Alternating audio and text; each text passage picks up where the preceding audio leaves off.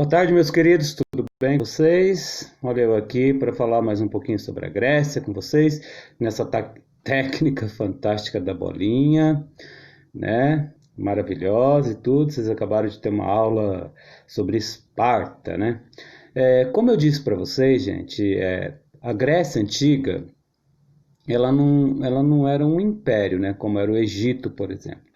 Era uma civilização dividida em cidades-estados, né, nas chamadas polis gregas, e cada uma tinha o seu sistema de governo, as suas características, né? E as duas mais importantes cidades-estados gregas eram, sem dúvida alguma, Esparta e Atenas. A semana passada a gente falou de Atenas, né, e a democracia ateniense, comparando um pouco com a democracia brasileira atual, e Esparta era bastante diferente de Atenas, né? Mas era uma cidade que rivalizava com Atenas, porque Atenas e Esparta eram as duas grandes cidades da Grécia Antiga, a gente pode dizer isso com toda certeza. Bem, vamos falar então um pouquinho sobre Esparta, não estender muito, o que é principal vocês entenderem dessa cidade-estado, né? Diferente de Atenas, por exemplo, onde havia uma dedicação muito grande à questão da política, das artes, da filosofia e tal. Esparta era uma cidade extremamente guerreira, né? Uma cidade da guerra. A gente pode falar que Esparta era uma cidade de guerra, da guerra e da agricultura. Tinha como sistema de governo, né, a, a oligarquia, que a gente já sabe o que é uma oligarquia, é um sistema de poucos governam. Então, como Esparta, a sua economia basicamente era guerrear com os outros e tomar o que os outros tinham, inclusive outras cidades-estados mesmo, gregas, ou então a agricultura, então quem comandava mesmo a cidade-estado eram grandes agricultores, né? Aqueles grandes proprietários de terra. Governo de poucos, oligarquia. Até é citado lá que tem lá os reis e tal, que são aqueles homens que têm algum poder depois de 60 anos, mas eles eram, de fato, os chamados espartanos, né? O grande objetivo aqui é entender como que a pessoa lá em Esparta poderia ser considerado espartano, ou seja, cidadão espartano. Nem todo mundo que morava em Esparta era espartano, era considerado cidadão espartano. Vamos tentar entender isso um pouco então. Bom, então, para começo de conversa, eu já falei, mas vou falar de novo. Esparta tinha um sistema de governo oligárquico, ou seja, governo de poucos ali, aqueles fazendeiros, aqueles que mandam, tipo, assim, tem 3, 4 fazendeiros que mandam em tudo ali, e o resto obedece. Quem tem juízo obedece. Isso é sistema de oligarquia, tudo bem? Então, na divisão social a gente tem lá os espartanos, que eram aqueles que tinham as terras melhores e tal. Depois a gente vai ver como que era o processo para se tornar um espartano, que tinham as terras melhores, os ricaços, né, gente? Vamos colocar assim que fica mais fácil.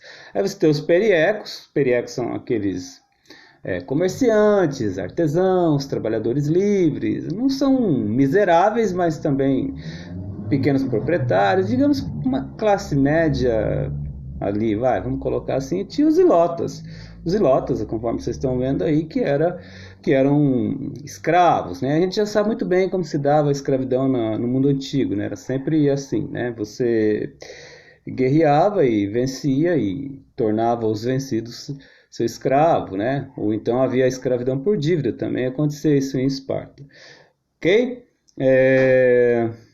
Portanto, essa era a divisão social espartana. E o que é importante destacar aí, não sei se vocês prestaram atenção lá na aula, que a professora falou assim, era uma sociedade estamental. O que é uma sociedade estamental, gente? É uma sociedade em que as classes sociais não mudam. Então, por exemplo, se você é um espartano, um grande proprietário de terra, você vai ser a vida inteira. Você não vai chegar à condição de escravo. Se você é um perieco, um comerciante, um artesão, você vai ser a vida inteira. Você não tem essa mobilidade social. Se você é um escravo, vai ser escravo a vida inteira. Você não tem a mobilidade social como é hoje, por exemplo. Então, você pode nascer e ser filho de agricultor e se tornar médico.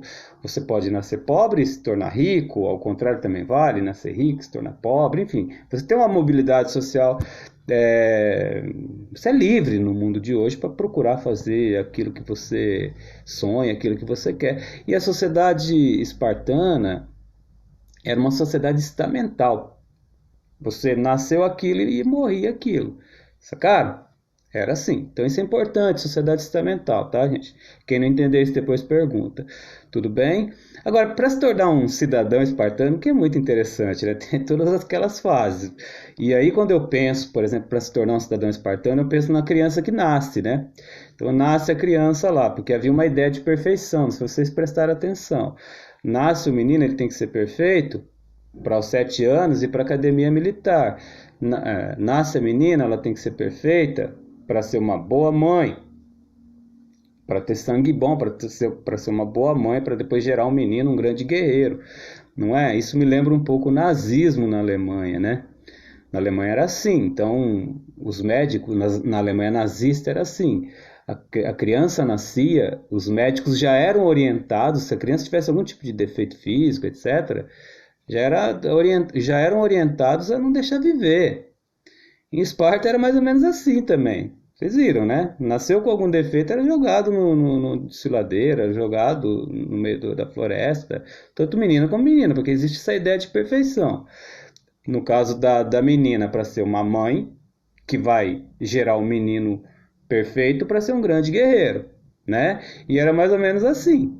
É terrível isso. Isso me lembra muito o nazismo alemão. Mas era assim em Esparta. Então aí, só para a gente relembrar, então, para se tornar um grande espartano, um guerreirão lá, e ganhar a cidadania a ateniense, aos 7, então, era retirado da família, esse menino, né? Ia para a academia militar e tal. Passava por um longo período lá, depois aos 12 era colocado lá à prova no meio do mato, vivendo lá com uma lança, com uma túnica, para ver se conseguia sobreviver aos perigos. Olha que processo maluco, né? Se sobrevivesse por 2 anos, aos 14, voltava para a cidade, mas na cidade não voltava mais para a família, ficava lá, podia até roubar para sobreviver e tudo, que não tinha problema, mas ficava lá. Voltava para a cidade para mostrar que era forte, para mostrar que era guerreiro, perfeito. Aos 16 ali, já, isso me lembra um pouco como era aqui na América, né? Aqui na América os espanhóis calibravam as armas atirando nos índios, né? Calibravam as armas atirando nos índios. E lá, aos 16, nas cidades, eles viam lá os ilotas, que eram os escravos, trabalhando e ficavam treinando as flechas, as lanças. Esse digamos assim, o primeiro, o segundo, o terceiro, o quarto processo de treinamento militar, né?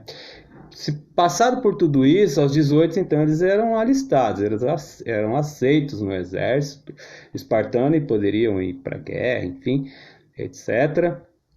E aos 30, permanecendo grandes guerreiros, conseguiu a cidadania ateniense. Conseguiu a cidadania espartana. Aí você já pode dizer que é um espartano, constitui família, ter grandes propriedades. Por quê? Porque ele vai ser um espartano passando por todo esse processo.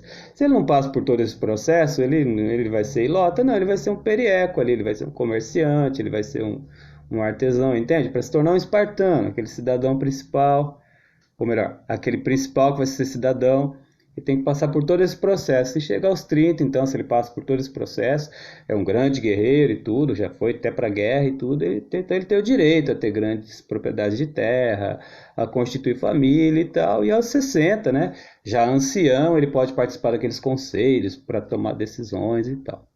Tudo bem? Portanto, Esparta é uma cidade que rivalizou muito com Atenas na questão de importância dentro do mundo grego, mas não exatamente pelas mesmas questões, né? Porque Atenas era uma cidade muito mais ligada à política, à filosofia, à arte, e Esparta, com certeza, muito mais ligada à questão da guerra, né? Tudo bem? Era isso, então, espero ter colaborado. Um grande beijo, prof. Saudade de vocês, tá bom?